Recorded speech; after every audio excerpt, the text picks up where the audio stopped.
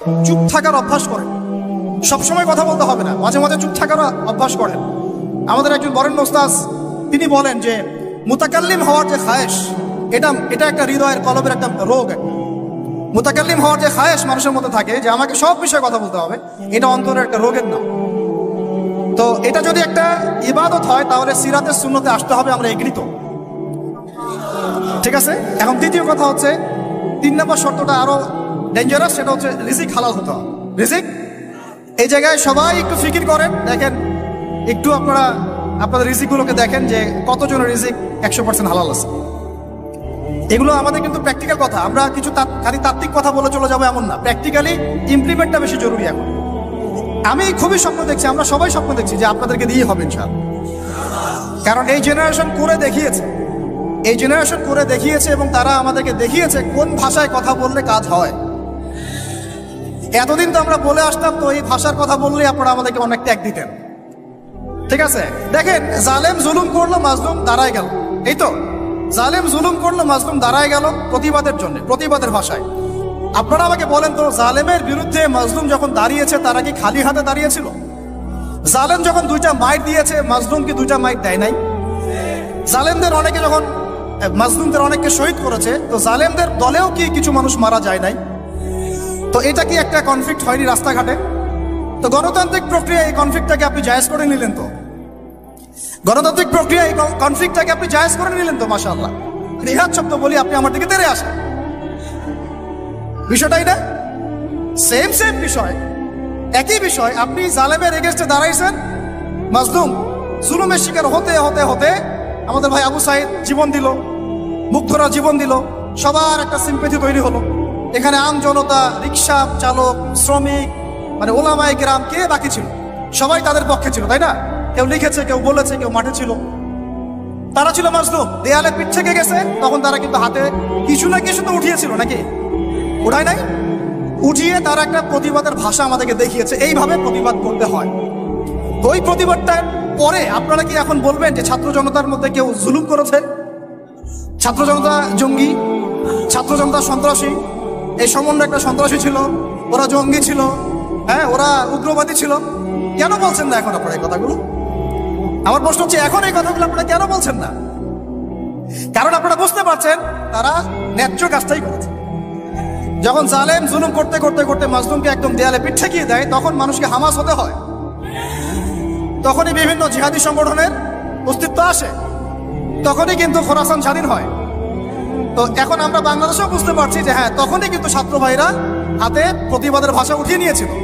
এটাকে গণতান্ত্রিক প্রক্রিয়া আপনারা জায়েজ করছেন, ঠিক আছে, এটা কোনো সমস্যা না, এটা ভালো, ওরা প্রতিবাদ করেছে, ওদেরকে আমরা কিন্তু খারাপ বলতে পারি না। কেউ বলছে খারাপ? এই একই স্লোগান যদি সিরাতের সুন্নতে আমরা বলি যে দাওয়াতের সাথে জিহাদ লাগবে, তখন তো তেরে আসবেন আমাদের দিকে, আসবেন না? আসবে। আপনারা লিখে নেন আমার কথাগুলো, এই একই জিনিসটাই, এই প্রতিবাদের এই ভাষাটাই যখন আপনি দাওয়াতের সাথে জিহাদ শব্দ ইউজ করবেন, আপনার দিকে তেরে আসবেই। এবং এখন যাদের পা ধরা হচ্ছে, তারা তো পুরো বিশ্বব্যাপী এটাকে মিটিয়ে ফেরার মিশন নিয়েছে। আপনারা কি মনে করছেন যে তারা আমাদের প্রতিবেশীর চাইতে আমাদের বন্ধু হয়ে যাবে? কখনো, কশ্চিৎকালেও না। এটা জেগে জেগে স্বপ্ন দেখছে তারা। তো আল্লাহ পাক তাদেরকে সহি সামাজ দান করে না। সবসময় আমরা সবকিছু করবো না, আমরা তো পরিবেশ পরিস্থিতি বুঝে ইনিশিয়েটিভ নিব, তাই না? কিন্তু সিরাতের কোনো অংশকে আপনি বাদ দিতে পারেন না। তো একটা অংশকে বাদ দিয়ে দিবেন, একটা অংশকে নিবেন, দিনের কিছু অংশকে রাখবেন, কিছু অংশকে রাখবেন না। এটা তো ইসলাম ধর্ম। যখন যেটা ইমপ্লিমেন্ট করার অবস্থা সৃষ্টি হবে তখন সেটা করতে হবে, এটাই তো ইসলাম। আর আমরা দেখলাম যে কোন ভাষায় কথা বললে দাবি আদায় করা যায়। আর একটা ভাষা আছে বাংলাদেশে দাবি আদায় করার, কিছু হইলে শাহবাগে চলে যাওয়ার। তো মাঝে মাঝে আমরাও বাসায় একটু মশকরা করি যে তোমার কিছু লাগবে, কেন কিছু লাগলে চলো শাহবাগে যাই। দাঁড়ালেই আমাদেরকে ইয়া দিবে আর কি, মানুষ বাবা দিবে, আমার দিকে জনসমর্থন তৈরি হবে। তো মূল জায়গায় আসি ভাই, যে এখন আপনাদের সাথে এই ব্যাপারটা আমার ক্লিয়ার যে এটা একটা ইবাদত, এটাকে করতে হবে সিরাতের সুন্নতে, তাই তো? আর সিরাতের সুন্নতে করতে গেলে আপনাদেরকে সিরাত পড়তে হবে কিনা ভাই? আমাকে বলেন যে সিরাতের 40 থেকে 50টা কিতাব আছে এখন, যদি আপনারা ঘুরে দেখেন। আলহামদুলিল্লাহ আমার বাসায় মোটামুটি সবগুলোই আছে, এবং সিরাতের একজন গভীর ছাত্র। সিরাতের 10টা কিতাব কারা কারা পড়েছে? হাত তুলেন, কমপক্ষে 10টা। আচ্ছা 10টা বেশি বলে ফেলছি, 5টা সিরাতের বই কারা কারা পড়েছে? মাশাআল্লাহ, একটা পড়েছেন কারা কারা? একটা, অন্তত একটা কিতাবের নাম বলছি, খুব পাতলা একটা কিতাব, সিরাতে খতামুল আম্বিয়া কয়জন পড়েছেন? আর রাহিকুল মাখতুম কয়জন পড়েছেন? নবী রহমত কয়জন পড়েছেন? এরকম অনেক কিতাব আছে। সিরাতের বই না পড়লে ভাই তরিকা বোঝা যাবে না। তরিকা সবসময় আপনাকে সবকিছু ধরায় দিতে হবে কেন? আপনি নিজেই বুঝে নেন কোনটা তরিকা, তখন আমি বললে আপনি বুঝে ফেলবেন কত কি। এখন আমি খুব সংক্ষেপে আপনাদেরকে বলছি যে দেখেন তরিকাটা কেমন ছিল। নবী সাল্লাল্লাহু আলাইহি ওয়াসাল্লাম, একটু মনোযোগ দেই ভাই, এটা আমার আলোচনার শেষ পার্ট, ঠিক আছে? নবী সাল্লাল্লাহু আলাইহি ওয়াসাল্লাম এমন একটা যুগে ছিলেন যে যুগটা ঠিক আমাদের মতোই, একেবারে হুবাহু না হলে 19 আর 20। যেমন উনি এমন একটা যুগে জন্ম নিয়েছিলেন যে যুগটার মধ্যে 5টা মৌলিক সমস্যা ছিল। কয়টা? এবং ওই যুগটাকে আপনারা আইয়ামে জাহিলিয়াত বলে গালি দেন, তাই তো? এবং সেকুলার রামবামরাও বলেন আইয়ামে জাহিলিয়াত। কেন বলি আমরা? কারণ ওই সমাজে শিরক ছিল। কি ছিল? এখন আপনি আমাকে বলেন এই সমাজের মধ্যে শিরক আছে কিনা? ওখানে লাত ওজ্জা হবল মানাতের ইবাদত হয়েছে, এখন তো বিভিন্ন ভাস্কর্যের পূজা হয়েছে, হয় নাই? ছবি সংস্কৃতি হয়েছে, মূর্তি সংস্কৃতি হয়েছে। এখানে একটা আমার দুঃখের কথা একটু বলেই ফেলি যে অনেকে বলেছেন যে মাদ্রাসার ছেলেদেরকে মন্দির পাহারা দিতে ইত্যাদি ইত্যাদি। আমি এটার সাথে একমত না। এটার সাথে আমি ব্যক্তিগতভাবে বলছি আর কি, আমি একমত না। কারণ বাংলাদেশে অমুসলিম প্রশাসন আছে, তাদেরকে ডিউটি দেওয়া যায়। আমি তো এটাও পক্ষপাতী না যে একজন মুসলিম অফিসার ওখানে গিয়ে মূর্তি পাহারা দিবে, আর মাদ্রাসার ছেলেরা কি কারণে ওখানে গিয়ে পাহারা দিতে যাবে? এই যে একবারই বেশি দরদ দেখানো, এটা আমাদের মনে হয় ভালো হচ্ছে না। আর আমরা যত ইলিশ দেই না কেন, তারা আমাদেরকে কখনো স্বাধীনতা দিবে না।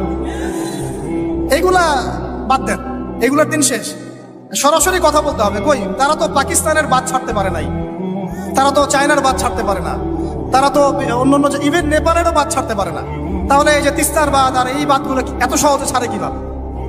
ব্যাপারটা তো এখানে ফয়সালা হবে না যে ছেড়ে দিল, বন্যা হয়ে গেল, আমরা ত্রাণ দিলাম, ফখর করলাম, কে কত টাকা ত্রাণ দিয়েছে। ত্রাণ দিয়েছি ঠিক আছে, আলহামদুলিল্লাহ। আমার মূল জায়গা হচ্ছে সে যেন পানি ছাড়তে না পারে এরপর থেকে। এটা ছিল আমাদের মূল কথা। কিন্তু এই জায়গায় কি আমরা কাজ করলাম? আমরা ত্রাণ দিলাম, আলহামদুলিল্লাহ, ঠিক আছে, কিন্তু আমরা কিন্তু ওই জায়গায় গেলাম না যে এরপর থেকে যেন এই বাদ খোলার সাহস তারা না পায়। তো মূল জায়গায় আসে, আল্লাহ পাক আমাদেরকে আমল করার তৌফিক দান করে দেন। আচ্ছা, প্রথম সমস্যাটা ছিল আইয়ামে জাহিলিয়াতে, যে ওই যুগে শিরক ছিল, এটা ছিল মূল কথা। আইয়ামে জাহিলিয়াত কেন বলছেন? ওই যুগে কি ছিল? এখন বিশ্বাস করেন আমাদের বাংলার মাটিতে ধর্মীয় অঙ্গনে শিরক আছে, কবর পূজা, মাজার পূজা আছে না? রাজনৈতিক অঙ্গনে শিরক আছে। কি শিরক? আল্লাহর বিধান বাদ দিয়ে তাগুতি বিধানে দাসত্ব করা। অর্থনৈতিক অঙ্গনে শিরক আছে, আল্লাহর হালালকে হারাম করে ওইটাকে আবার বেশি উত্তম মনে করা। এগুলো কি ঈমান ভঙ্গের কারণের মধ্যে পড়ে না? আপনারা তো জানেন। তারপরে সংস্কৃতির মধ্যে শিরক নাই, আর শিক্ষার শিরক তো আপনারা দেখতেই পাচ্ছেন। শিক্ষার মধ্যে কি কি শিরক আছে? এখন তো আপনাকে ট্রান্সজেন্ডার পড়তে হবে, টেক্সট বইয়ের মধ্যে চলে আসতেছে। কি করবেন আপনি? তো প্রত্যেকটা ডিপার্টমেন্ট, আমাদের ডিপার্টমেন্ট এই কয়টাই, ব্যক্তি জীবন, ধর্মীয় জীবন, পারিবারিক, অর্থনৈতিক, শিক্ষা, সংস্কৃতি, রাজনীতি, প্রত্যেকটা ডিপার্টমেন্টে শিরক আছে বাংলাদেশে। তাহলে আইয়ামে জাহিলিয়াতের ওই শিরক না হয় একটা ধর্মীয় প্রেক্ষাপটে ছিল, এটা তো পুরো একটা গ্লোবাল প্রেক্ষাপটে শিরক হয়ে যাচ্ছে। তাহলে আমরা কি এখন আইয়ামে জাহিলিয়াত থেকে এই সেন্সে মুক্ত হতে পেরেছি? দ্বিতীয় প্রবলেম ছিল রিবা। আইয়ামে জাহিলিয়াতের দ্বিতীয় প্রবলেম রিবা। এখন আপনি যে কোনো ব্যাংকের দিকে তাকান বা ব্যাংকিং সিস্টেমের দিকে তাকান, ইনক্লুডিং ওয়ার্ল্ড ব্যাংক, IMF, তারপরে আপনার ফেডারেল রিজার্ভ এবং আমাদের সেন্ট্রাল ব্যাংকগুলো। ইকোনমিক্স নিয়ে আমরা পড়েছি ভাই, না পড়ে কথা বলছি না। ইকোনমিক্স আমাদের ইউনিভার্সিটির সাবজেক্ট। একেবারে ভিতরে গোড়ায় শিরক আছে, সুদ আছে। কি আছে? সুদ আছে, গোড়ায় সুদ আছে। এমন ভাবে সুদের অক্টোপাসে চেপে ধরেছে যে মানে আপনি যেটাই ডিল করতে যান একটা সুদের অংশ আপনাকে দিতে হবে। পশ্চিমাদের কাছে আপনি লোন নিতে যান, বিনা সুদে কোনো লোন তারা দিবে না। বরং আমরা দেখেছি খোরাসান স্বাধীন হওয়ার পরে তাদের যে রিজার্ভ ছিল ওটা তারা জব্দ করেছিল। আপনারা তো অনেকে জানেন যে তারা এখন কারেন্সির দিক থেকে অনেক উন্নত হয়ে গেছে। কেউ কি কখনো জিজ্ঞাসা করেছেন বা প্রশ্ন তুলেছেন যে কি ফর্মুলা তারা ইমপ্লিমেন্ট করেছেন? তারা কিন্তু ডাবল কারেন্সি চালান, তাদের দেশে ডাবল কারেন্সি চলে, যাকাত ভিত্তিক অর্থনীতি চলে, এবং সব দুর্নীতি তারা বন্ধ করেছেন, এবং যত কালো টাকা এগুলোকে সাদা করে ফেলেছে। তো এই বিষয়গুলো কি ইসলামের মধ্যে নাই? কিন্তু এর ইমপ্লিমেন্ট বাংলাদেশে বিগত 70 বছরে হয় নাই। যতবারই স্বাধীন হয়েছেন আপনারা, এই ইমপ্লিমেন্ট হয় নাই যে সুদবিহীন অর্থ ব্যবস্থা চালু করা, কেউ করতে পারে নাই। হ্যাঁ, কিছু মানুষ চেষ্টা করেছেন, স্বীকার করি, তাদেরকে আমরা শ্রদ্ধা করি, সম্মান করি, তাদের প্রচেষ্টাকে আমরা সাধুবাদ জানাই। কিন্তু যতক্ষণ পর্যন্ত শেকড় পরিবর্তন হবে না, ডালপালা ছাটিয়ে লাভ নাই।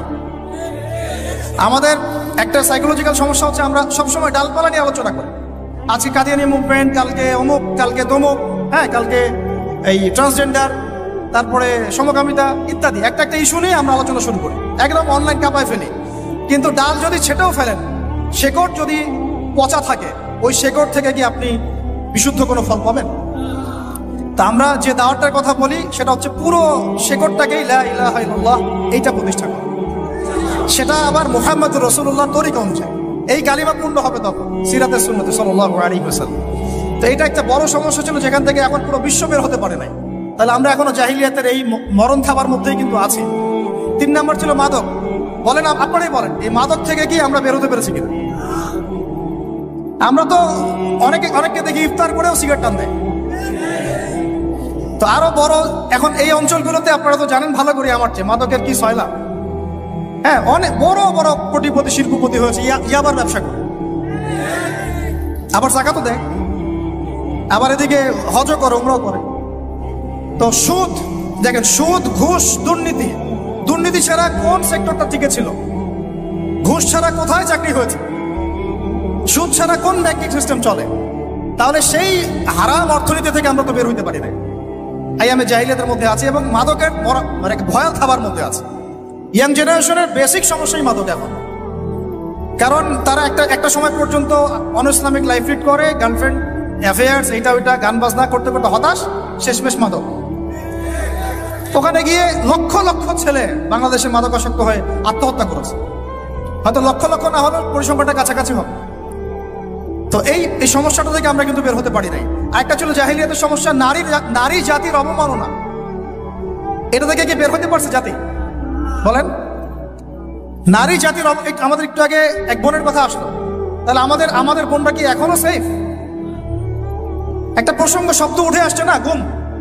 এখন আসলে ব্যাপারটা এমনই হয় যে আপনি তো তখন কোনো প্রতিবাদও করতে পারবেন না। একেবারে আতর্কিত হামলার মতো হুট করে 1 মিনিটের মধ্যে উঠাই নিয়ে চলে গেল, কিছুই বলার নাই, কিছুই করার নাই। সাথে সাথেই হ্যান্ডকাফ, চোখ বেঁধে ফেলা এবং জোরে জোরে গান ছেড়ে দেয়, যাতে আপনার মাইন্ডটা ফ্রেশ থাকে। নাউযুবিল্লাহ, মানে আপনি যেন রিল্যাক্স ফিল করেন, ভয় না পান। তো এই যে একটা ভীতিকর অবস্থা, যখন তখন যাকে তাকে উঠাই নিয়ে যাচ্ছে, এখান থেকে তো মেয়েরাও রেহাই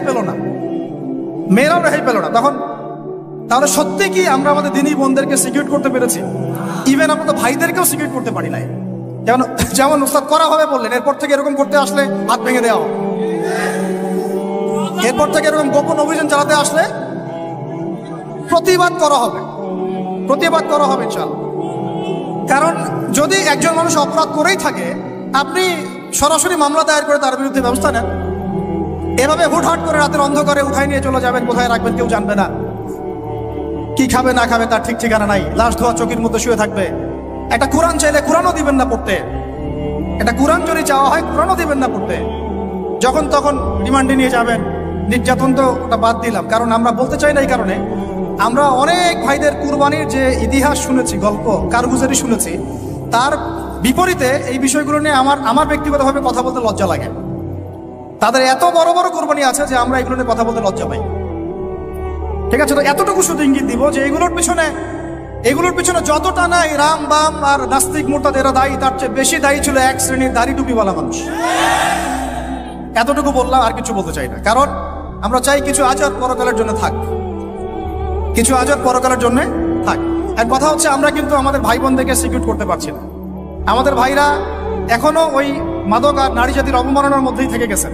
আর এখন বেহায়াপনা, এই আপনার জেনা, ব্যভিচার, পর্নোগ্রাফি, মেয়েদেরকে অনেকে বলেন জীবন্ত তো এখন দাফন করা হয় না। আমি বলি মেয়েদেরকে এখনো গর্ভে মেরে ফেলা হয়। মেয়েদের প্রতি এখনো সমাজ সেইভাবে সাম্য প্রদর্শন করছে না। অনেক আমাদের মতো মানুষ অনেকে মেয়ে সন্তান হলে মুখটা কালো করে ফেলছেন। এগুলো তো ইসলামের শিক্ষা না। তো মেয়েদেরকে অবমাননার জায়গা থেকে বের করতে হবে। তাদের যে শান্তি আর কামিয়াবি, এটা এই সকল পশ্চিমা সভ্যতার এই দর্শনগুলোর মধ্যে নাই। তাদের শান্তি কামিয়াবি আছে শুধুমাত্র কোরআন এবং হাদিসের মধ্যে। এই মেসেজটা আমাদের বোনদেরকে পৌঁছাতে হবে ইনশাআল্লাহ।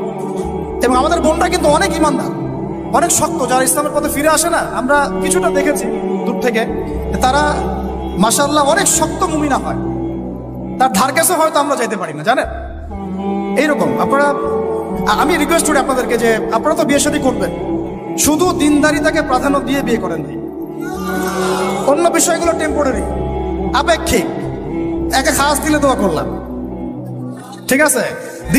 দিনী বোনদেরকে দিনদারিতার ভিত্তিতে আপনারা আপনাদের সহধর্মিনী বানান, অন্য কোনো বিষয় দেখতে যায় না। হ্যাঁ, থাকলে তো আলহামদুলিল্লাহ ভালো, কিন্তু এটা সবচেয়ে বেশি জরুরি বিষয় না। সবচেয়ে বেশি জরুরি বিষয় দিনদারিতা, পরহেজগারিতা, ঈমান। আল্লাহ পাক আপনাদেরকে সেই রকম মুমিনা নারী আপনাদের তাকদির আল্লাহ পাক নসিব করে নেন। এরকম মুমিনা নারী পাইলে দেখবেন যে একাই সারা দেশ কাঁপায় ফেলবে ইনশাআল্লাহ। ইতিহাস আছে এগুলোর, আছে তো নাকি? একটু প্রশংসা করলাম, যদি লাইভে দেখে বাসায় গিয়ে ভালো খাওয়া দাওয়া দিবে আর কি। মাঝে মাঝে তো না খেয়ে বেরোইতে হয়, ঠিক আছে? বড় মুশকিল ভাই। এখন আপনারা ঢুকে নাকি এই লাইফে, তারপরে বুঝবেন ইনশাআল্লাহ, ঠিক আছে? আল্লাহ পাক আপনাদের সবার যেন একটা সালামাতির জিন্দেগি দান করে। কিন্তু নারীর অবমাননার ওই জাহিলিয়াত থেকে কিন্তু আমরা বের হইতে পারি না। আর একটা হচ্ছে, এটা আরো মারাত্মক, গোত্রীয় হানাহানি ছিল প্রকট আইয়ামে জাহিলিয়ায়, ছিল না? গোত্রীয় হানাহানি একদম প্রকট আকারে ধারণ করা ছিল আইয়ামে জাহিলিয়াতে। আমাকে বলেন, এইটা এখনকার বিশ্বে বা দেশে কি বাদ হয়েছে কিনা? এখন এটা পলিটিক্যাল হানাহানিতে রূপ নেয় নাই, বৈশ্বিক হানাহানিতে রূপ নিছে না? তাহলে ওই যুগে, যে যুগে নবী সাল্লাল্লাহু আলাইহি ওয়াসাল্লামকে আল্লাহ পাক পাঠিয়েছেন, সেই যুগে যে জাহিলিয়াতগুলো ছিল, এখন গ্লোবাল পার্সপেক্টিভেই এই জাহিলিয়াতগুলো এখনো আছে, বরং তার চেয়ে আরো বড় মাত্রায় আছে। তখন সুদ ছিল একটা নির্দিষ্ট জায়গায়, এখন ওয়ার্ল্ড ওয়াইড। তখন আপনার জেনা ছিল একটা নির্দিষ্ট জায়গায়, নির্দিষ্ট পরিসরে, এখন পর্নোগ্রাফি দিয়ে একেবারে ফোনে ফোনে। এই ফোনের ওজন কম, কিন্তু কিয়ামতের মাঠে এর ওজন বোঝানো খুব কঠিন হবে। এই ফোনের ওজনটা কম, কিন্তু কিয়ামতের মাঠে এই ফোনের গুনাহের জবাব দেওয়ার যে বিচার, এটা অনেক কঠিন হবে। আল্লাহ পাক আমাদেরকে তাকওয়া অবলম্বন করার তৌফিক দান করেন। বিনা প্রয়োজনে ইউজ করবেন, আপনার যতটুকু প্রয়োজন এতটুকু। এখন এই জাহেলিয়াতের সমাজে আল্লাহ পাক এমন একজন মহামানবকে পাঠালেন, কনসেন্ট্রেট করেন, এমন একজন মহামানবকে আল্লাহ পাক এই জাহেলিয়াতের সমাজে পাঠালেন, আইয়ামে জাহেলিয়াতে, মানে আবু জেহেলের যুগে, যিনি মাত্র 23 বছরের ব্যবধানে, কত বছর? মাত্র 23টা বছর দিন রাত অক্লান্ত পরিশ্রম করে ওই জাহেলিয়াতে পূর্ণ সমাজটাকে একেবারে পুরা ইউটার্ন করে একটা আলোকিত সমাজে প্রতিষ্ঠা করে দিয়ে চলে গেলেন। সুবহানাল্লাহ। কত বছর? তিনি কি প্রথমে একা ছিলেন না দুইজন ছিলেন বলেন? আল্লাহ আছেন তার সাথে, ওহী আসছে, এবং তিনি কিন্তু একজন দিয়ে দাওয়াত শুরু করেছেন। তিনি মানে হেরা গুহায় কি করতেন? নবী সাল্লাল্লাহু আলাইহি ওয়াসাল্লাম হেরা গুহায় চিন্তা করতেন কিভাবে এই জাহিলিয়াতে পূর্ণ সমাজটাকে পরিবর্তন করা যায়। আল্লাহকে ডাকতেন, আল্লাহ পথ দেখাও, কারণ তিনি তো নবী, আগে থেকেই নবী। তখন আল্লাহ রাব্বুল আলামিন তার কাছে ওহী করলেন। প্রথম ওহীটাই কি আপনারা বলেন? সূরা আলাকের প্রথম 5টা আয়াত, তাই না? এখানে প্রথম শব্দটা কি? পড়ুন। এই যে পড়তে বলা হয়েছে, আপনাদেরকে পড়তে হবে। ফ্যান্টাসি দিয়ে, গরম গরম বক্তব্য দিয়ে, শুধুমাত্র স্লোগান দিয়ে কিন্তু দিন কায়েম হবে না ভাই। আমি আবার বলছি, গভীর এলেম অর্জন করতে হবে ইনশাআল্লাহ। প্রথম কথা ইকরা, আপনি পড়ুন। এখানে ইকরা বলার কারণ কি? তখন তো শিরক ছিল। আল্লাহ পাক বলতে পারতেন তুমি শিরক করো না, মূর্তি পূজা করো না, হ্যাঁ, সমাজে নারী মেয়েদেরকে জীবন্ত কবর দেওয়া হচ্ছে, বন্ধ করতে বলো। কোনো কথা আল্লাহ পাক আগে বলেননি, বলেছেন ইকরা বিসমি রাব্বিকাল্লাযী খালাক, পড়ুন আপনার সেই রবের নামে যিনি আপনাকে সৃষ্টি করেছেন। তার মানে যে জ্ঞান আপনাকে আল্লাহর দিকে নিয়ে যায় সেটাই জ্ঞান, আর যেটা আল্লাহ থেকে দূরে সরায় সেটা কি? তাহলে জাহালাত, জাহেলিয়া। এখনকার শিক্ষা ব্যবস্থাকে আল্লাহর দিকে নিয়ে যাচ্ছে আমাদেরকে, তাহলে এটা কি হচ্ছে? তাহলে জ্ঞান না জাহেলিয়াত? সহজ কথা, সিরাতের আলোকে, খালাকাল ইনসানা মিন আলাক, যিনি মানুষকে আলাক দিয়ে সৃষ্টি করেছেন। ইকরা ওয়া রাব্বুকাল আকরাম আল্লাযী আল্লামা বিল কলম। দেখেন আমাদেরকে আল্লাহ পাক জ্ঞান শিক্ষা দিয়েছেন কলম দিয়ে। ওয়া আল্লামা আদম আসমা কুল্লাহা, আল্লাহ পাক আদম আলাইহিস সালামকে সমস্ত নাম শিক্ষা দিয়েছেন। আমরা সৃষ্টিগতভাবে জ্ঞানী ছিলাম না, আল্লাহ আমাদেরকে জ্ঞান দান করেছেন সুবহানাল্লাহ। এবং সেই জ্ঞানের বদৌলতেই আমাদের পিতাকে আল্লাহ পাক সিজদা করিয়েছেন আপনার ফেরেশতাদেরকে দিয়ে, সুবহানাল্লাহ। আমরা তার সন্তান। আমাদের আব্বাজানকে, মানে আদম আলাইহিস সালামকে আল্লাহ পাক বলেছেন খলিফা। আল্লাহ পাক বলেন নাই যে আমি পৃথিবীতে ইন্নী জাইলুন ফিল আরদি খলিফা, এটা আল্লাহ পাক বলেছেন। আল্লাহ পাক এটা বলেন নাই আমি পৃথিবীতে মানুষ পাঠাতে চাই, পৃথিবীতে আমি নতুন কোনো প্রাণী বা মাখলুক পাঠাতে চাই, এমনটা আল্লাহ পাক বলেন নাই। আল্লাহ বলছেন আমাদের পিতাকে খলিফা। খলিফা মানে যিনি জমিনে আল্লাহর বিধান প্রতিষ্ঠা করেন। ঠিক যেমন দাউদ আলাইহিস সালামকে আল্লাহ পাক বলেছেন, ইয়া দাউদ ইন্না জাআলনাকা খলিফাতান ফিল আরদ ফাহকুম বাইনান নাস বিল হক ওয়া লা তাত্তাবি'ল হাওয়া ইউদিল্লাকা আন সাবিলিল্লাহ। হে দাউদ, আমি তোমাকে পৃথিবীতে আমার খলিফা করেছি, তোমার কাজ পৃথিবীতে ইনসাফ প্রতিষ্ঠা করা, হক প্রতিষ্ঠা করা। হকের মানদণ্ড কি? আল্লাহ পাকের ওহী, আল্লাহর ওহী দিয়ে তুমি মানুষের মাঝে বিচার ফয়সালা করবা, এটাই হলো হক প্রতিষ্ঠা করা। যদি না করো, প্রবৃত্তির তাড়না অনুসরণ করো, মানে মানব রচিত বিধান অনুসরণ করো, তাহলে ইউদিল্লাকা আন সাবিলিল্লাহ, আল্লাহর রাস্তা থেকে এটা তোমাকে সরাই নিয়ে যাবে। বলেন, আমরা এখন খলিফা শব্দটাই ভুলে গেছি, আর খলিফা থেকে যে খিলাফা আসছে এই শব্দ বলতেও ভয় পাচ্ছি। বাংলাদেশের ইয়াং জেনারেশন এখন যারা মানে ইসলাম প্র্যাকটিস করছে, তাদের অনেকেও নামাজ, রোজা, হজ, যাকাত এই শব্দগুলোকে যেভাবে রিসিভ করেন, শরিয়া, ইমারা, খিলাফা রিসিভ করতে পারেন না। কারণ এর ব্যর্থতার দায় আমাকে নিজের উপর নিতে হবে। কারণ আমি হয়তো বিগত 5 বছরে তাকে এই শব্দগুলো শোনাতে পারি নাই। বিগত 5 বছরের সব লেকচারগুলো ঘাটেন আপনারা, সব ওয়াজ মাহফিলের দেখেন কয়টা লেকচারে, কয়টা ওয়াজে এই কথাগুলো, সামগ্রিক দাওয়ার কথাগুলো আছে। তাহলে মানুষ জানবে কিভাবে? তো নবী সাল্লাল্লাহু আলাইহি ওয়াসাল্লামের কাছে প্রথম ওহী আসছে পড়াশোনা কেন্দ্রিক। ভাই, আমাদেরকে পড়াশোনা করতে হবে। আর এই পড়াশোনার জন্য এই মেলা, বই, যে আয়োজনগুলো হচ্ছে, এগুলো কিন্তু আমাদের পড়াশোনার জন্য। আসলাম, বই কিনলাম, চলে গেলাম, এটা না। আপনাকে একটা সিলেবাস মেনটেন করে পড়তে হবে, একটা সিলেবাস মেনটেন করে পড়াশোনা করতে হবে, তাও একা একা না, ওস্তাদের সোহবতে। এটা অনেক ইম্পর্টেন্ট পয়েন্ট। মাথার উপরে মুরব্বী রাখা, বড় বড় ওলামায়ে কেরাম রাখা, নিজেকে মুরব্বী না ভাবা। বহু তুল্লাব এবং বহু আলেম পর্যন্ত নিজেকে শুধু মুরব্বী ভাবার কারণে আর তাদের মাথার উপর থেকে মুরব্বীকে সরিয়ে দেওয়ার কারণে মুহূর্তের মধ্যেই পথভ্রষ্ট হয়ে গেছে। ইভেন তাগুতের দালালিও করে ফেলছে। এমন অনেক ঘটনা আছে, নজির আছে, আপনারা দেখতে পারবেন। তো আমাদেরকেও ওই রকম উস্তাদ, ওলামায়ে কেরাম, বরেণ্য মুরব্বীদের সোহবত এটা জরুরি। সোহবত না আসলে তাজকিয়া আসবে না, আর তাজকিয়া না আসলে আপনার আমার দ্বারা কোনো দাওয়াতও সম্ভব না, ওই জিহাদও সম্ভব। বিশ্ব দূষিত কলব দিয়ে আল্লাহর দ্বীন কায়েম সম্ভব। আমার কলবটা মুনাওয়ার হতে হবে, নূর লাগবে। নূর অর্জন করতে হলে আমার পড়াশোনা, আমলের পাশাপাশি এরকম মুহাক্কিক আলেমদের সোহবতও লাগবে। এবং এই জায়গায় আপনি নিজেকে সাম্প্রদায়িক করে ফেলবেন না যে আমি শুধু একজনকে আমি মানে আমার মাথার উপরে রাখছি, বাকি আর কাউকে আমি চিনি না। এরকম চিন্তা মনে হয় করা ঠিক হবে না। বরং বরেণ্য ওলামায়ে কেরামদের সবার কাছ থেকে আপনি নূর হাসিল করবেন। ঠিক আছে? অনেক সময় দেখা যায় আমাদের বড়দের মধ্যে কোনো কোনো বিষয়ে মতপার্থক্য হতে পারে। এই জায়গায় আপনার আমার কাজ কি? এই জায়গায় আপনার আমার কাজ তালেবে ইলম হিসেবে একদম চুপ থাকা। কি থাকা? একদম চুপ থাকবে না, কথা বলবেন না। ওইটা তারা বুঝবে। এই জায়গায় ফেসবুকটা যে ক্ষতি করেছে বাংলাদেশে, অন্য কোনো প্ল্যাটফর্ম সেটা করে নেই। এটা কিন্তু একটা ক্ষতিকর দিক। এটা ভালো দিক যেমন আছে, এটা ক্ষতিকর দিক। কথা সব জায়গায় বলা যাবে না, আমাদের সবাইকে কথা বলা যাবে না। তো মাথার উপর মুরব্বী রাখা, ওলামায়ে কেরামের সোহবতে থাকা এবং ইলম অনুযায়ী আমল করা, আল্লাহ পাক আমাদেরকে বোঝার তৌফিক দান করেন। এবার নবী সাল্লাল্লাহু আলাইহি ওয়াসাল্লামের কাছে যখন এই ওহীটা আসলো, আপনারা তো জানেন তিনি বাসায় গিয়েছেন, নিজের জীবনের আশঙ্কা করেছেন। ওয়ারাকা বিন নাফিল কি বলেছিলেন? ওয়ারাকা বিন নাফিল বলেছিলেন যে তোমার কাছে যিনি এসেছেন সে হচ্ছে নামুস, মানে জিবরাইল আলাইহিস সালাম। এইবার তোমার তোমাকে বের করে দিবে। আমার পয়েন্টটা ধরেন এই জায়গায়। ওয়ারাকা বিন নাফিলের কাছে আল্লাহর নবীকে নিয়ে যাওয়া হলে সাল্লাল্লাহু আলাইহি ওয়াসাল্লাম, তিনি মন্তব্য করেছিলেন যে তোমার কাছে যে এসেছে সে হচ্ছে নামুস, জিবরাইল আলাইহিস সালাম। তোমার কাছে এমন একটা ওহী আসছে, এইবার তোমাকে তোমার কওম বের করে দিবে। নবীজি অবাক হয়ে জিজ্ঞাসা করেছিলেন যে আমাকে তারা বের করে দিবে? আমাকে তারা সাদিক আল আমিন বলে থাকে, তাই না?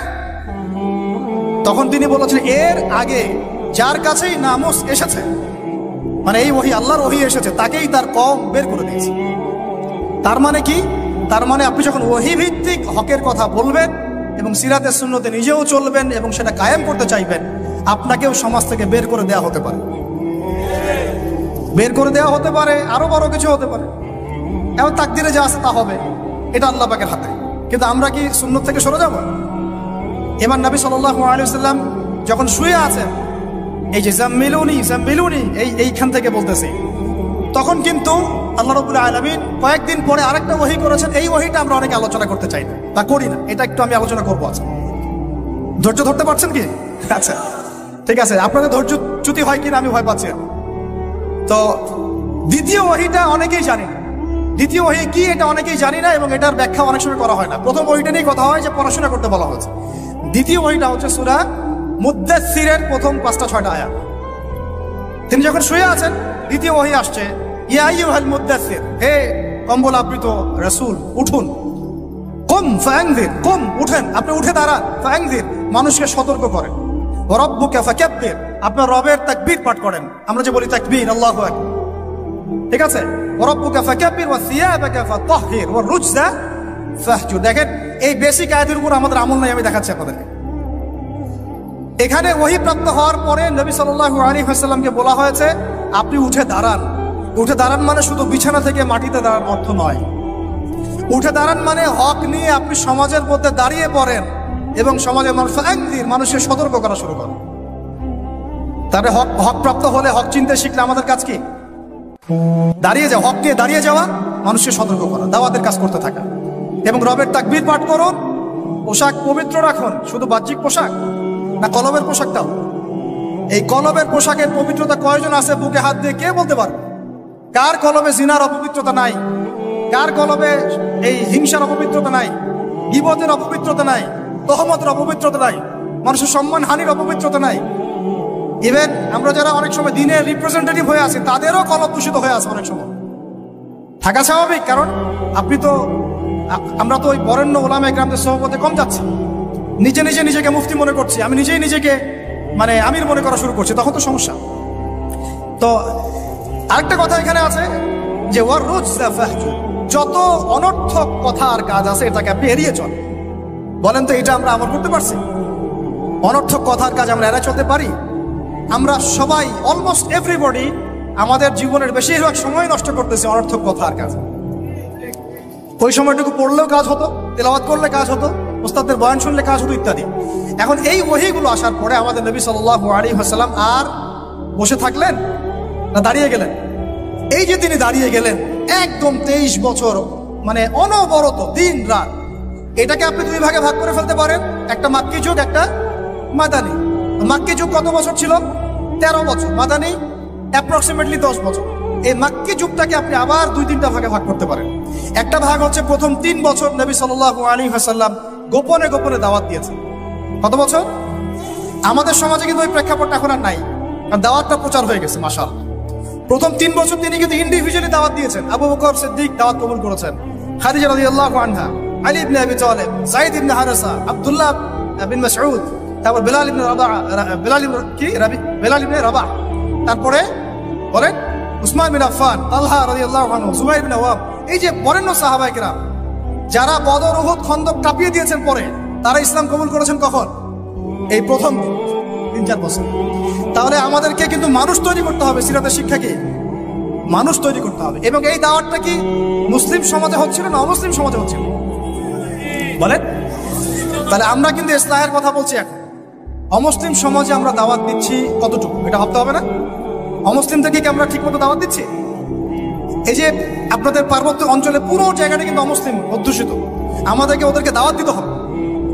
ওদেরকে দাওয়াত দিতে হবে। কে জানে তাদের মধ্য থেকে আনসারী সাহাবীর মতো সাহাবী বের হতে পারে, কে জানে তাদের মধ্য থেকে উমর ইবনে খাত্তাব বের হতে পারে। আমার যারা যা খেদমত হচ্ছে না তার দ্বারা সেটা হতে পারে। তাই দাওয়াতটা সাম্প্রদায়িক করবো না, দাওয়াতটা আমরা সবার মাঝখানে ছড়াবো ইনশাআল্লাহ। এটা কিন্তু সিরাতের শিক্ষা। তার মানে মুসলিম অমুসলিম সবাইকে দাওয়াত দিব ইনশাআল্লাহ। আল্লাহ পাক তৌফিক দান করেন, যোগ্যতা দান করেন, আমিন।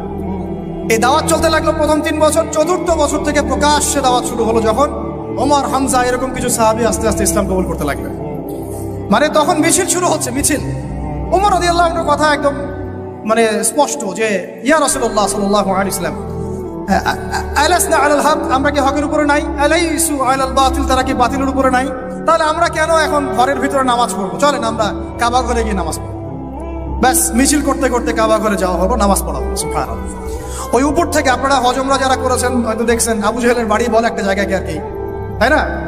ওই টয়লেট বানানোটা আসলে কতটুকু সহি আমি জানি না। ওইখানে পিছনে কিছু পাহাড় আছে, ওই পাহাড়গুলোর উপরে উঠে তখন ওই মোশরিকটা দেখছিল। আর আবু জেহেল ওই মিছিলে আক্রমণ করার চেষ্টা করেছিল, কিন্তু উতবা বিন রবি আসিয়া বলেছিল ভুলেও এই মিছিলে আক্রমণ করিল না। ওখানে দেখো 2 জন বীর সেনা আছে, ওই যে হামজা হইতো ওমর, গেলে একটু পিছিয়ে ফেলাই দিবে। তো এখন আমরা চাই আমাদের ভাইদের মধ্যে হামজা আর ওমর উঠে আসুক, তখন আরো প্রকাশ্যে কথা হবে ইনশাআল্লাহ। এটা একটা মানে স্ট্র্যাটেজি আর কি। যখন আপনার কাছে মানে শক্তিশালী কিছু মানুষ থাকবে তখন কিন্তু দাওয়াতটাও আরো বড় পরিসরে হয়, এটা স্বাভাবিক। এই জন্য আমরা আমাদের সরকার হোক, প্রশাসন হোক, আমাদের অমুসলিম ভাইরা হোক, ইভেন আপনারা যারা আছেন আমাদের দিনী ভাইরা, সবাইকে আমভাবে দাওয়াত দিব যে আপনারা ওমর আর হামজা হয়ে যান, ইসলামের দিকে আসেন, ওমর আর হামজা হয়ে যান ইনশাআল্লাহ। আপনারা আমাদেরকে প্রোটেক্ট করবেন। দেখেন আল্লাহ নবী সাল্লাল্লাহু আলাইহি ওয়াসাল্লামকে, আমি প্রোটেক্টের কথা বলছি বাহ্যিক অর্থে, প্রোটেকশন তো আল্লাহ পাক দেন। মানে তারা কারা ডান হাত বাম হাত হয়েছিল, কারা ঢাল হয়েছিল, সাহাবীরা না? সেই সাহাবী হতে হবে আপনাদের। আমাদের ওস্তাদ বলেন, অন্যান্য অনেক ওস্তাদ অনেক কথা বলছেন, অনেক কাজ করছেন, আর আমাকে বলেন তাদের অবর্তমানে তাদের জায়গা দখল আপনি করতে পারবেন কিনা, ওই যোগ্যতাটাকে আমরা অর্জন করছি কিনা, এটা আমাদেরকে ভাবতে হবে। আমাদেরকে অনেক ক্রিয়েটিভ চিন্তা করতে হবে যে আমাদের ওস্তাদরা যে কাজগুলো করছেন তাদের অবর্তমানে আমরা সেই লেগেসি বজায় রাখতে পারবো কি পারবো না, আদৌ সেই জেনারেশন তৈরি হচ্ছে কিনা, গ্যাপ হয়ে যাচ্ছে কিনা আবার কোনো, এবং তারা যেভাবে দিনের জন্য কাজ করছেন তাদের জান মাল ইজ্জত পরিবার এগুলো দেখভাল করার দায়িত্ব আমাদের আছে কি নাই বলেন? এটাই ভাই, আমি নিজের কথা বলি যে আমাদের কাছে একসময় বাজার করার টাকাও ছিল না, এমন একটা সময় গিয়েছে, এবং কাউকে আমরা বলতেও পারছিলাম না যে আমাদের টাকার দরকার।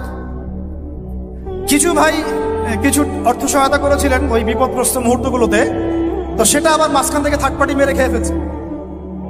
এখন আমি একটা কথা বলি, আমরা তো আমাদের কাজ করব, আমরা শরিয়ার প্রতিষ্ঠার চেষ্টা করব, ঠিক আছে, ওলামা একরামরা করবেন, আপনাদের ঊর্ধ্বতন নেতা যারা তারা করবেন, কিন্তু তাদের জান, তাদের মাল, তাদের পরিবার, তাদের আহার, তাদের ভরণ পোষণ, এই বিষয়গুলো দেখার দায়িত্ব কি আমাদের নাই আদৌ? আমরা কি হামজা, উমর, আবু বকর হতে পারছি কিনা, এটা আমাদেরকে মাথা রাখতে হবে। এটা আমরা যেন হই, আল্লাহ পাক তৌফিক দান করেন।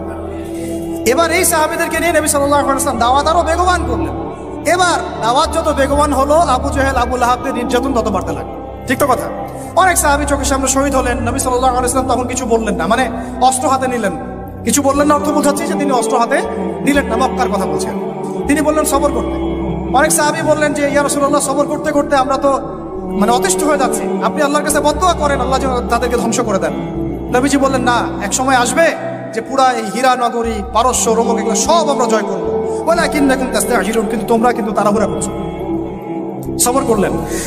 আবু জাহেল সুমাইয়া রাদিয়াল্লাহু আনহাকে কি বর্ষা নিক্ষেপ করে হত্যা করে নাই? ইয়াসির রাদিয়াল্লাহু আনহুকে হত্যা করে নাই?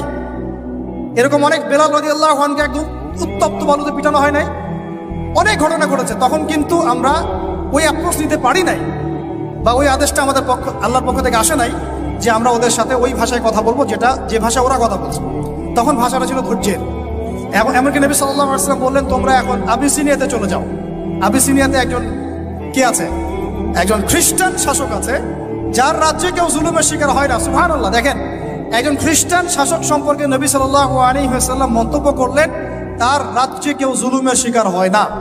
এখন পুরো মুসলিম বিশ্বের মুসলিম শাসকদেরকে খুঁজে পাওয়া দুষ্কর, যাদের রাজ্যে কেউ জুলুমের শিকার হয় না। ওখানে মুসলিমরা গিয়ে থাকতে লাগলেন দীর্ঘ সময়। তারপরে দেখেন আমাদের নবী সাল্লাল্লাহু আলাইহি ওয়াসাল্লাম দাওয়াতের কাজ বেগবান করলেন। এবার 3 বছর বয়কটের জীবনযাপন। সিরাত পড়েছেন না আপনারা? 3 বছর বয়কট মানে কি? ওই এক প্রকার কারাগার, এটা একটা উন্মুক্ত কারাগার ছিল। শিয়ারে আবু তালেব বলে, শিয়ারে আবু তালেব মানে ওখানে না আছে খাবার, না পানি, গাছের ছাল পাতা খেয়ে সাহাবীরা 3 বছর থেকেছে। সুবহানাল্লাহ, চিন্তা করা যায়? 3টা বছর। তখন দেখেন কিছু অমুসলিম মানুষ আমাদেরকে হেল্প করেছেন, যেমন আবু তালেব। তিনি কিন্তু তখন মুসলিম হন নাই, কিন্তু হেল্প করেছেন আমাদের। এত হেল্প করেছেন যেটা হয়তো আপনি কেউ করতে পারেনি ইসলামকে।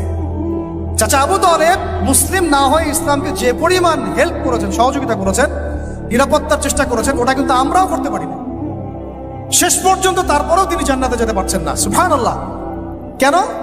কেন বলেন? শুধুমাত্র শেষ পর্যন্ত কালিমা না পড়া। কেন? তাহলে আমরা কি একটু কৃতজ্ঞ হব না যে আল্লাহ পাক আমাদেরকে মুসলিম পরিবারে আমাদেরকে জিজ্ঞাসা না করেই জন্ম দিয়েছেন? একটু ভাবতে হবে এগুলা ভাই। আত্মসমালোচনা খুব জরুরি জিনিস। যখন এগুলো আপনার ভিতরে চলে আসবে, কাজের কথা আপনাকে বলতে হবে না, আপনি নিজেই ছুটবেন ইনশাআল্লাহ। তো দেখুন, চাচা আবু তালেবের মতো অনেক মানুষ আমাদের দরকার, এটা কিন্তু ইঙ্গিত এসেছে লেকচারের মধ্যে, এর আগে ওস্তাদ বলেছেন। তো আমাদেরকে এ ধরনের মানুষদেরকেও দাওয়াত দিতে হবে। কে জানে যে ভিতরে অনেক আবু তালেব অলরেডি আছে, আমাদেরকে হেল্প করতে চায়, থাকতে পারে না? দাওয়াত বেগবান করতে হবে, সর্বমহলে দাওয়াত। আল্লাহ পাক বোঝার তৌফিক দান করেন। তো তারপরে আবু তালেব তিনি ইন্তেকাল করলেন। তার স্ত্রী, প্রিয়তম স্ত্রী খাদিজা রাদিয়াল্লাহু আনহা, যিনি একদম তার সমস্ত জানমাল উৎসর্গ করেছেন ইসলামের জন্য, তিনিও চলে গেলেন। আমাদের নবীজি একা হয়ে পড়লেন তখন। এইটাকে, এই বছরটাকে কি বলে সিরাতের ভাষায়? আমুল হুজন। কি বলে? আমুল হুজন, কষ্টের বছর। এই কষ্টের বছরের পরে আল্লাহ পাক তাকে মেরাজ ঘটিয়েছেন। সুবহান। কারণ এই যে যখন আপনি আল্লাহর হয়ে যাবেন না, আপনার যদি কোনো কারণে মন খারাপও হয়, আল্লাহ আপনার মন ভালো করে দিবেন। দেখবেন যে কোনো একটা ব্যবহারে বা কিছুতে আপনার মন খারাপ হয়েছে, আল্লাহ আপনাকে এমন একটা সম্মান মর্যাদা দিয়ে দিবেন যে আপনার মন ভালো হয়ে গেছে। আল্লাহ আপনার হয়ে যাবেন ইনশাআল্লাহ।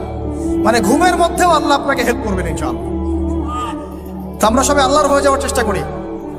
আমিন আমিন। এরপরে যেটা হলো, নবী সাল্লাল্লাহু আলাইহি ওয়াসাল্লাম তায়েফে গেলেন। কোথায়? এই তায়েফের ঘটনা আমি নিজে গিয়েছি ভাই। ওই প্রত্যেকটা জায়গা আমরা ভিজিট করেছি যেখানে নবী সাল্লাল্লাহু আলাইহি ওয়াসাল্লামকে আঘাত করা হয়েছে। সুবহানাল্লাহ, ওখানে গেলে আপনি চোখের পানি ধরে রাখতে পারবেন না। যেই আঙ্গুর বাগানে বসে তিনি আঙ্গুর খেয়েছেন, মাজলুমের সেই দুর্বলের দোয়া করেছেন, ওই বাগান এখনো আছে, ওই রাস্তা এখনো আছে। ওখানে তিনজন বড় বড় গোত্র নেতা ছিল, আব্দে ইয়ালাইল, আব্দে মাসউদ আর হাবিব বিন আমর। তিনজন বড় বড় ভাই ছিল। তারা তো ইসলাম কবুল করেই নাই, বরং নবী সাল্লাল্লাহু আলাইহি ওয়াসাল্লামকে ছোকরাদেরকে লেলিয়ে দিয়ে রক্তাক্ত করে তার রক্ত দিয়ে তার জুতা আটকে গিয়েছিল। সুবহানাল্লাহি ওয়া বিহামদিহি। কি এমন ভাবে তারা রক্তাক্ত করেছিল যে পুরা মাথা ফেটে রক্ত বের হয়ে জুতাটা আটকে গেছে রক্ত দিয়ে। ভাবা যায়? তাইফে যদি কখনো যান আপনারা নিজেরা বুঝতে পারবেন। এটা পুরো পাহাড়ি এলাকা এবং আমাদের এই পাহাড়গুলোর মতো না। এই পাহাড়ের নিচ থেকে উপরটা হচ্ছে 40 কিলোমিটার। এই জায়গাটা নবীজি গিয়েছেন জুন জুলাই মাসে, প্রচন্ড গরমের মধ্যে, পায়ে হেঁটে। শুধু আমি তো গাড়িতে আসছি, উনি পায়ে হেঁটে গিয়েছেন একজনকে সাথে নিয়ে, যায়েদ ইবনে হারেসা রাদিয়াল্লাহু আনহু। কি উদ্দেশ্যে? শুধু আল্লাহর সন্তুষ্টির জন্য, তাদেরকে দাওয়াত দেওয়ার জন্য। তারা দাওয়াত তো কবুল করেই নাই, রক্তাক্ত করে পাঠিয়ে দিয়েছে। তাহলে আমরা দাওয়াতের খুব ইনস্ট্যান্ট ফলাফল কেন চাই ভাই? আমরা কেন এত তড়িৎ গতিতে ফলাফল আশা করি? সবর করতে হয়, এখানে অনেক সংগ্রাম আছে, ত্যাগের ব্যাপার আছে, তারপরে ফলাফল আসবে ইনশাআল্লাহ। কথা ঠিক না ভুল? এটা আপনাকে সিরাত থেকে বোঝাচ্ছি আমি। এই সময়ে কিন্তু কোনো সাহাবী চিন্তা করেন নাই যে এই 2 বছর পরে আমরা আবার মদিনায় পাবো। এবার নবী সাল্লাল্লাহু আলাইহি ওয়াসাল্লাম মক্কায় ফিরে আসছেন। নাখলা উপত্যকায় তিনি দাঁড়িয়ে কুরআন তেলাওয়াত করছেন। আর এই কুরআন তেলাওয়াত শুনলো একদল মানুষ ইসলাম কবুল করলো না, জিনরা শুনে ইসলাম কবুল করে ফেললো। সুবহানাল্লাহ। দেখেন আল্লাহ রাব্বুল আলামিনের কি মানে আসলে নকশাটা কেমন। আল্লাহু আকবার। এই জিনরা আবার তাদের সম্প্রদায়ে গিয়ে ইসলাম প্রচার করলো। সূরা জিন পড়েন, সূরা আহকাফ পড়েন, সব আছে এখানে। তারপরে নবী সাল্লাল্লাহু আলাইহি ওয়াসাল্লাম মক্কায় ঢুকলেন। ঢোকাটাও টাফ ছিল, তারপরেও ঢুকেছেন তিনি বনু আদি গোত্রের সহযোগিতায়। তারপরে নবী সাল্লাল্লাহু আলাইহি ওয়াসাল্লাম হজের মৌসুমে দাওয়াত দিচ্ছেন। এই জায়গা থেকে ইসলামের পাল্লাটা ঘুরে গেল। এটা আসলে আমার আলোচনার শেষ পয়েন্ট। এই জায়গা থেকে ইসলামের পাল্লাটা ঘুরে গেল এবং আমরা আর দুর্বল থাকলাম না। শুধু শক্তিশালী না, এত শক্তিশালী হলাম যে পুরো বিশ্ব আমাদের করদলগত হয়ে গেল। সুবহানাল্লাহ। তিনি হজের মৌসুমে দাওয়াতের কাজ করছেন। ওই সময় হজ উমরা ছিল আর কি, বিকৃত। তো 6 জন যুবক ভাইরা শুনেন, 6 জন ইয়াং তরুণ যুবক। কয়জন? কুইজ কিন্তু আছে সামনে, মনে রাখেন এগুলা। 6 জন ইয়াং তরুণ যুবক ইয়াসরিব থেকে আসলেন মক্কায়। ইয়াসরিব কিসের নাম? মদিনার নাম। 6 জনের লিডারের নাম হচ্ছে আসাদ বিন জুরারা। কি নাম? রাদিয়াল্লাহু আনহু। তিনি আসলেন, নবী সাল্লাল্লাহু আলাইহি ওয়াসাল্লাম তাদেরকে দাওয়াত দিলেন, কোরআন শোনালেন।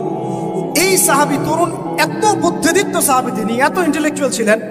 ভাইরা ভালো করে শুনেন, আমাদেরকে কত বুদ্ধিদীপ্ত হতে হবে।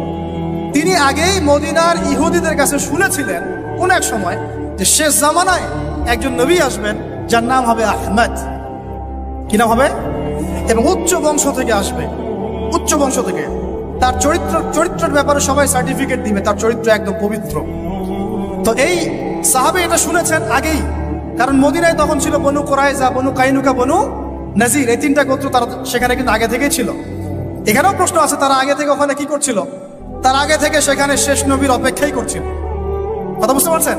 ঠিক যেমন এখন তারা সব জায়গা বাদ দিয়ে ওই ইসরায়েলে, প্যালেস্টাইনে কি করে, বাইতুল মুকাদ্দাসে কি করে, তারা ওদের তথাকথিত মাসিহের অপেক্ষা করতেছে। ঠিক যেমন মদিনায় তারা অপেক্ষা করছিল শেষ নবীর, ওই রকম তারা এখন প্যালেস্টাইন অপেক্ষা করতেছে কার? তাদের তথাকথিত মাসিহ বা ত্রাণকর্তার, যাকে আমরা আমাদের ভাষায় বলি মাসিহুদ দাজ্জাল। বুঝতে পারছেন সবকিছুর লিঙ্কটা কোথায়? তাই এখন এই 6 জন সাহাবী যখন এটা জানতেন যে হ্যাঁ একজন নবী আসবেন, শোনা মাত্রই কাল বিলম্ব না করে ইসলাম কবুল করে ফেলেন। হক পেয়ে গেলে আর কাল বিলম্ব করা যাবে না, চলে আসতে হবে। ঠিক আছে, এগুলো শিক্ষা। তারপরে তারা চলে গিয়ে পরের বছর আরো 6 জনকে নিয়ে আসলেন, মোট 12 জন হলো। আস্তে আস্তে দেখেন আমাদের দিকে পাল্লা করতেছে। এই 12 জন এসে নবী সাল্লাল্লাহু আলাইহি ওয়াসাল্লামকে রিকোয়েস্ট করলেন যে আপনার সাহাবীদের মধ্যে একজনকে পাঠায় দেন, যিনি আমাদেরকে মদিনায় দিন শিখাবেন। নবী সাল্লাল্লাহু আলাইহি ওয়াসাল্লাম দেখেন তখন আবু বকর, ওমর, ওসমান, আলী সব সাহাবী ছিলেন। তিনি পাঠালেন এমন একজন সাহাবীকে যাকে ধনীর দুলাল বলা হতো, ইসলাম কবুল করার পরে সব ছেড়ে দিয়েছে। সুবহানাল্লাহ। মুসআব বিন উমাইর রাদিয়াল্লাহু আনহু। ঈর্ষণীয় জীবন, ঈর্ষণীয় জীবন, মানে সুবহানাল্লাহ। তিনি উহুদের যুদ্ধে শাহাদাত বরণ করেছেন। মুসআব বিন উমাইর রাদিয়াল্লাহু আনহু, এটা পরে আসতেছে। তো তাকে পাঠিয়ে দেওয়া হলো এই যে মদিনায়। এখন আপনি মদিনায় যান, লাখ লাখ মানুষ নামাজ পড়তেছে, এবং এটা মানে প্রায় 1400 বছর থেকে চলে আসতেছে, তাই না? 1400-1500 বছর থেকে এত মানুষ, এত সুন্দর পরিবেশ, এত সুন্দর নামাজ কেরাত। মদিনায় গেলে মনটা ভালো হয়ে যায়, ঠিক আছে? এত সুন্দর রুহানিয়াত একটা। এই মদিনায় ইসলামের দরজাই খুলে গেল মুসআব বিন উমাইর রাদিয়াল্লাহু আনহুর মাধ্যমে। আল্লাহ পাক তাকে কবুল করেছেন। দেখেন, তা আমাদেরকে যুব ভাইদের মধ্যে মুসআব বিন উমাইর বের করতে হবে, তাই না? এটা কি এখন শুধু ফেসবুক স্ক্রল করলেই হবে? না, আমার ইলম অর্জন করতে হবে ভাই। ওস্তাদ লাগবে না, মুরব্বী লাগবে না, পড়াশোনা করতে হবে না? পড়াশোনাটা খুব বেশি ইম্পর্টেন্ট। এর পাশে বাকি কাজগুলো আপনি সমন্বয় করে করবেন। তো তিনি দাওয়াতের কাজ করলেন মাত্র 1 বছরে। কত বছর? মাত্র 1 বছরের ব্যবধানে 75টা পরিবার ইসলাম কবুল করেছে। এবং সেখানে সাদ বিন মুআজ রাদিয়াল্লাহু আনহুর মতো বড় নেতাও ছিলেন, মানে যার কথার একটা ভ্যালু আছে সমাজে। এরকম বড় বড় সাহাবীও ছিলেন। এবার তারা চলে আসলেন পরের বছর মক্কায়, এসে হাতে হাত রেখে বায়াত করলেন। কি করলেন? আপনারা তো দিন কায়েম করতে চান, তাই না? কার হাতে বায়াত করেছেন? হ্যাঁ, মুরব্বী কে আপনার? প্রশ্ন আছে অনেক। জামাআয় মারার কথা বলছি না আমরা? এখানে অনেক সুন্নাহ আছে। এখানে আমি এটার ফিকহি মাসালা যেতে যাচ্ছি না, যেটা কতটুকু জায়েজ না জায়েজ বা ফরজ ওয়াজিব সুন্নাত মুস্তাহাব, এটা না।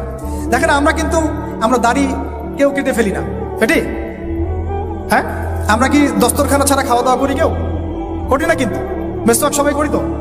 তো এখন আপনি এত গুরুত্বের সাথে মেসওয়াক করেন কেন? এত গুরুত্বের সাথে আপনি সুন্নাহগুলো রাখেন কেন? দস্তরখানার ব্যাপারে এত আপনি কেন গুরুত্ব দেন কেন? কারণ প্রত্যেকটা সুন্নাহ আপনি আমল করতে চান, তাই না? তো দেখেন, কোন সাহাবী নবী সাল্লাল্লাহু আলাইহি ওয়াসাল্লামের হাতে বায়াত ছাড়া দিন কবুলও করেন নাই, কোন সারিয়াও বায়াত ছাড়া হয় নাই, কোন জিহাদও বায়াত ছাড়া হয় নাই, এবং ইমারা ছাড়া রাষ্ট্র হয় না। অনেক ব্যাপার আছে, এগুলো আপনাদেরকে আস্তে আস্তে বুঝতে হবে। আমি জানি এগুলো একটু মানে টার্মগুলো একটু কঠিন, আস্তে আস্তে আপনারা এগুলো বুঝবেন ইনশাআল্লাহ তাআলা। আল্লাহ পাক আপনাদেরকে বোঝার তৌফিক দান করুন। দেখেন, ওই বিষয়টা না থাকলে, আল্লাহকে সাক্ষী রেখে যখন সাহাবীরা নবী সাল্লাল্লাহু আলাইহি ওয়াসাল্লামের হাতে হাত রেখে বায়াত করেছেন যে আপনি মদিনায় আসেন, আমরা যেভাবে আমাদের স্ত্রী সন্তানদেরকে নিরাপত্তা দেই, আপনাকেও দিব ইনশাআল্লাহ, আপনার সাহাবীদেরকেও দিব ইনশাআল্লাহ। তারপরে নবীজি বলেছেন যে যদি তোমরা না পারো তাহলে আগেই বলে দাও, ঠিক আছে? এটা যদি না পারো আগেই বলে দাও। তারা বলেছেন যে আমরা আমাদের জান মাল দিয়ে আপনাকে এইভাবে প্রোটেকশন দিব, যেভাবে আমরা আমাদের স্ত্রী সন্তানদেরকে প্রোটেকশন দিয়ে থাকি, নিরাপত্তা দিয়ে থাকি। শুধু একটা প্রশ্ন তারা করেছিলেন যে ফামা লানা ইযা ফাআলনা যালিকা ইয়া রাসূলুল্লাহ, আমরা যদি এই কাজটা করি, আপনাকে এইভাবে আপনি হিজরত করে আসেন, সাহাবীরা হিজরত করে আসে, তাদেরকে নিরাপত্তা দেই, তাহলে আমরা কি পাবো?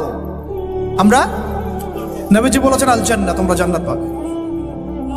তাহলে এটার উদ্দেশ্যটাও বুঝেন। দুনিয়াবি কোনো স্বার্থ তাদের ছিল না, দুনিয়াবি কোনো স্বার্থ তাদের ছিল না।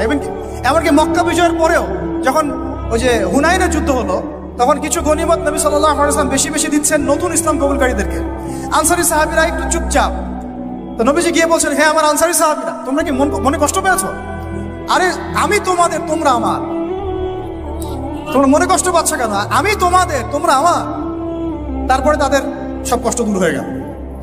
দেখেন, তারা কিন্তু এই জান্নাতের তখনই ওই আয়াত নাযিল হয়েছে, ইন্নাল্লাহা আশতারা মিনাল মুমিনিনা আনফুসাহুম ওয়া আমওয়ালাহুম বিআন্না লাহুমুল জান্নাহ। এই যে আয়াতগুলো, তখন কিন্তু এগুলো সারা নজুল আছে। তো এখন এরপরে নবী সাল্লাল্লাহু আলাইহি ওয়াসাল্লাম চলে গেলেন মদিনায়। প্রিয় ভাইরা, এবার বুঝেন, এখন আমরা আর দুর্বল নাই। মদিনায় সব সাহাবীরা একসাথে চলে গেলেন, এক জায়গায় সবাই থাকলাম। তার মানে আমার একটা ভৌগোলিক জায়গা দরকার। কি দরকার? এটা আল্লাহ পাক আমাদেরকে বাংলার জমিন দিয়েছেন, ঠিক আছে? আমরা তো বাংলার জমিন আছি, বাইরে চিন্তা করার সুযোগ আমাদের এখন হচ্ছে না। তো জায়গা দরকার আগে, তাই না? এবং সবাই একটা জায়গায় থাকতে হবে, তাই তো? তারপরে নবী সাল্লাল্লাহু আলাইহি ওয়াসাল্লামকে সবাই আমির মেনেছেন না? নেতা কয়জন সেখানে? তো এই জায়গায় আমাদের একটা প্রবলেম আছে। আমরা এখানে মানে সবাই মিলে একজনকে ফিক্স করতে পারছি না বা হয়ে উঠছে না। আমরা দোয়া করবো আল্লাহর কাছে, আল্লাহ পাক যেন তার মাকবুল কোনো বান্দাকে আমাদের উপরে নিয়ে আসেন, যিনি পুরো উম্মাহকে নেতৃত্ব দিবেন। তবে ইতিহাস থেকে একটা বিষয় পাওয়া যায় যে সবাই মিলে একটা জায়গায় না এসেও দিন বহু জায়গায় কায়েম হয়েছে, ঠিক আছে? ক্ষুদ্র ক্ষুদ্র অনেক তাইফা দিয়েও দিন কায়েম হয়েছে। জরুরি না যে সব ভাইকে একবারে একটা প্ল্যাটফর্মে নাম দেখাইতে হবে, এটাও জরুরি না। কিন্তু একজন নেতা দরকার। কি দরকার? একজন নেতা দরকার, অনুসারী দরকার, আমাদের একটা জায়গা দরকার, একটা ইমারত দরকার এবং বায়াও দরকার আছে, ঠিক আছে? আল্লাহ পাক আমাদেরকে বোঝার তৌফিক দান করে। তারপরে এবার নবী সাল্লাল্লাহু আলাইহি ওয়াসাল্লাম হলেন সেখানকার আমির, তাই না? রাষ্ট্রপ্রধান, নবী এবং সেখানকার নেতা এবং আমিরও, সবকিছুই তিনি মদিনা সনদ করলেন। ওখানে ইহুদিরা ছিল, ওদের সাথে চুক্তি হলো, ধারাগুলো আপনারা পড়ে নিয়েন। আজকে সিরাতের বই না কিনে কেউ বাড়িতে যাবেন না, ঠিক আছে? মার্কেটিং করে দিলাম ভাই, হাদিয়া দিয়েন। তো সিরাতের বই না কিনে বাসায় কেউ যাবেন না। তিনি মদিনা সনদের ধারাগুলো তাদের সাথে ডিল করা হলো। মুসলিমদের মধ্যে তিনি দিনী ভাই সম্পর্ক স্থাপন করলেন, একজন আনসার একজন মুহাজির, একজন আনসার একজন মুহাজির। এই দিনী ভ্রাতৃত্ব লাগবে আমাদের। আবার এই ভ্রাতৃত্বের জায়গায় আমরা দুর্বল আছি, এখানেও দুর্বল আছি। আমরা কাউকে মাথায় উঠাইতে সময় নেই না, নামাইতেও সময় নেই না। হ্যাঁ, কারো একটা ভালো গুণ দেখলে একেবারে মাথা উঠে ফেলাই, আবার দেখা যায় একটু কিছু দেখা যাচ্ছে একটু খারাপ নেগেটিভ, হ্যাঁ, আমরা তো মনে করি সবাই ফেরেশতা হবে আর কি, ঠিক আছে? তখন আবার একদম আসার দিয়ে মাটিতে ফেলে দিই।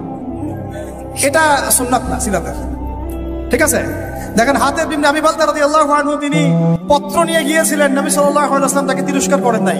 পত্র নিয়ে আগে অগ্রিম খবর দেওয়াটা কিন্তু একটা অপরাধী ছিল তখন। কিন্তু অনেক সাহাবী এর প্রতিবাদ করছিলেন কড়া ভাষায়। নবীজি বলেন, না, ওকে ছেড়ে দাও, সে বদরি সাহাবী, সে বদরের যুদ্ধ করেছে। আর তোমরা কি জানো না যে বদরের যুদ্ধ করেছে তার সব গুনাহ মাফ করে দিয়েছেন আল্লাহ পাক? আমাদেরকে বুঝতে হবে যে আমরা একটু দিনই রুহামা উবাইনাহুম, আমাদের মধ্যে রহম দিল পয়দা করতে হবে ভাই। এত কনজাস্টেড চিন্তা চেতনা করলে হবে না। আল্লাহ পাক আমাদেরকে বোঝার তৌফিক দান করেন। এখন আসেন শেষ অংশটা। এবার যে রাষ্ট্র পেয়ে গেলাম, নেতা পেলাম, ইমারা জামা সব পেলাম, এখন ইসলাম কিন্তু শুধু দাওয়াত দিচ্ছে না। এখন কিন্তু ইসলাম মানে মুসলিমরা শুধু দাওয়াতের মেহনত করছে না, এখন শুরু হলো সারিয়া অভিযান। কি অভিযান? বদর প্রথম যুদ্ধ না, বদরের আগেও বেশ কয়েকটা সারিয়া হয়েছে। সারিয়া সাইফিল বাহার, সারিয়া রাগেব, এরকম অনেক সারিয়া হয়েছে। সারিয়া মানে কি? যেই সামরিক অভিযানে আমাদের নবীজি নিজে যান নাই, কোনো সাহাবীকে পাঠিয়েছে। তাহলে এখন শুধু দাওয়াত চলতেছে না, জিহাদও চলতেছে। এখানে দাওয়াত জিহাদ একসাথে, একে অন্যের পরিপূরক, একজন একটা থেকে আরেকটা আলাদা না। কথা কি বুঝতে পারতেছি? তো এখন সারিয়া শুরু হয়ে গেল। সারিয়া হতে হতে হতে এক পর্যায়ে আবু সুফিয়ানের কাফেলাকে নিয়ে কেন্দ্র করে বদরের ব্যাটেল যুদ্ধ হয়ে, এই বদরটাকে আমরা বলি গাজওয়া। কি বলি? গাজওয়া। এটা কিন্তু আকস্মিক হয়ে গেছে, কারণ সাহাবীরা আসছিলেন কাফেলাটা আক্রমণ করতে। তারা তো জানতেন না যে মক্কা থেকে এত সেনাবাহিনী নিয়ে তারা আবার হাজির হবে। তখন নবীজি কিন্তু মাশওয়ারায় বসেছেন যে তোমরা কি বলো, আমরা কি যুদ্ধে যাব, না আমরা মদিনায় ব্যাক করবো, আরো বেশি সৈন্য নিয়ে আসবো? তখন সাদ বিন মুয়াজ রাদিয়াল্লাহু আনহু বলেছিলেন, ভালো করে শুনেন, এই প্রেক্ষাপটে গেলে আমরাও যেন এরকম বলতে পারি। সাদ বিন মুয়াজ রাদিয়াল্লাহু আনহু বলেছিলেন, ইয়া রাসূলুল্লাহ সাল্লাল্লাহু আলাইহি ওয়াসাল্লাম, আপনি উদ্বিগ্ন হবেন না আমাদেরকে নিয়ে। আপনি যদি আমাদেরকে উত্তাল সাগরে লাফ দিতে বলেন, আমরা চোখ বন্ধ করে আপনার আদেশ ফলো করে উত্তাল সাগরে লাফ দিব। নবীজির আর কোনো চিন্তা নাই, ঠিক আছে চলো এবার বদরে কি হলো আপনারা তো সবাই জানেন। একেবারে ম্যাসিভ ডিফিট, ওদেরকে আমরা পরাজিত করলাম, ওদেরকে কি করলাম, বন্দী হলো। বন্দীদের সাথে কিন্তু আমরা উগ্র আচরণ করি নাই, মুক্তিপণ নিয়েছি এবং অনেককে পড়াশোনা শিখিয়েছেন, তারা ছেড়ে দেওয়া হয়েছে। এটা মুক্তিপণ ছিল, পড়াশোনা শেখানো। একটা বিষয় এখানে টাচ করি যে দেখেন, আমরা বাংলাদেশের মাটিতে কিন্তু মক্কা বিজয় করি নাই। আমরা যা হয়েছে বাংলাদেশে, এটা কিন্তু মক্কা বিজয় হয় নাই। আর তো এমন ভাবে আমরা ক্ষমা ঘোষণা করা শুরু করলাম, মনে হচ্ছে আমরা যেন মক্কা বিজয় করে ফেলছি। আরে এটা অধিকারটাই বা আপনারা এককভাবে প্রত্যেকে পাচ্ছেন, কারণ যারা যারা অপরাধী তারা তো এখনো অপরাধী, বিভিন্ন জায়গায় আছে। কেউ পালাই গেছে, কেউ আরো লাক্সারিয়াস লাইফ লিড করতেছে। এক একজনের আমল নামায় যে 100 জনকে এনকাউন্টারের পাপ লেখা আছে, এটা আপনি আপনি ক্ষমা ঘোষণা করতে যাচ্ছেন কেন? তো কেসাস আমরা করবো কোথায়? কেসাসটা হবে কিভাবে? যদি দেখেন, বদরের যুদ্ধে বন্দীদেরকে কিন্তু ক্ষমা করা হয়েছে এবং কি করা হয়েছে, গনিমত পাওয়া গেছে, তাদেরকে আমরা মুক্তিপণ নিয়ে ছেড়েছি অনেককে, তাই না? অনেকে পড়াশোনা শিখিয়েছেন, ছেড়ে দেওয়া হয়েছে। কিন্তু উমর রাদিয়াল্লাহু আনহু সেই স্টেটমেন্টটা আপনাদেরকে মনে রাখতে হবে। উমর রাদিয়াল্লাহু আনহু তার পক্ষে ছিলেন বলেন, তিনি ছিলেন এই পক্ষে যে ইয়া রাসূলুল্লাহ এই সবগুলোকেই একবারে গর্দান নামায় দেন, যদি এরা থাকে তাহলে আরো ঝামেলা করবে ভবিষ্যৎ। এটা কার স্টেটমেন্ট ছিল? আচ্ছা, কোরআন নিয়ে আপনারা গবেষণা করে আমাকে আপনারাই বললেন তো যে আল্লাহ রাব্বুল আলামিন এই স্টেটমেন্টটার প্রশংসা করেছিলেন না নিন্দা করেছিলেন? যে আল্লাহ রাব্বুল আলামিন পরবর্তীতে কিন্তু শিথিল আয়াত আসছে সূরা আনফাল পরে, কিন্তু আল্লাহ পাক কিন্তু কিছুটা ধমকের সুরেও কথা বলেছে, তোমরা দুনিয়া প্রত্যাশা করছো, আপনারা পড়ে দেখেন। তো এখন আর আমরা তো এখানে কোনো মক্কা বিজয় করেই নাই, তাহলে এগুলোর বিচার হবে কবে? আমরা দেখবো, আমরা একটা দেখার অপেক্ষায় আছি আবু সাঈদের কেসাস কবে হয়। আমরা দেখবো যে মুগ্ধদের কেসাস কবে হয়। তারা হত্যার বিচার শব্দ শুনতে চায়, কেসাস শব্দ নিতে পারে না। কি আশ্চর্য কথা! তাহলে আপনাদের সাথে আমাদের আদর্শের কত পার্থক্য দেখুন। এই সিস্টেমগুলোতে, গণতান্ত্রিক এই মানব রচিত আইনের সিস্টেমগুলোতে বাদী মরে যায়, বিবাদীও মরে যায়, মামলা মরে না। ইসলামিক কেসাসে এত সময় নাই। কয়দিন আগে সৌদি আরবে একটা ঘটনা করছেন, আপনি দেখেন নাই? যে চাচাতো ভাইরা কিভাবে জানি মেরে ফেলছে, কেসাস করাই লাগলো শেষ পর্যন্ত। এটা একটা অকাট্য বিধান। যাই হোক, এরপরে এই গাজওয়া, সারিয়া এবং গাজওয়াগুলো শুরু হলো। বদরের জয়লাভের পরে পুরো বিশ্বের বুকে একটা শক্তি দাঁড়ায় গেল, যে তারা দেখিয়ে দিয়েছে যে অল্প সংখ্যক মানুষ নিয়েও একটা বড় শক্তির সাথে যুদ্ধ করে জয়লাভ করা যায়। পুরো বিশ্বে দাওয়াতটা আরো ছড়িয়ে পড়তে লাগলো, আরবের বাইরে ছড়িয়ে পড়তে লাগলো। এবার ওরা উহুদের মাঠে আসলো আরো বড় শক্তি নিয়ে। ওই যুদ্ধে আমরা প্রায় জিতেই গিয়েছিলাম,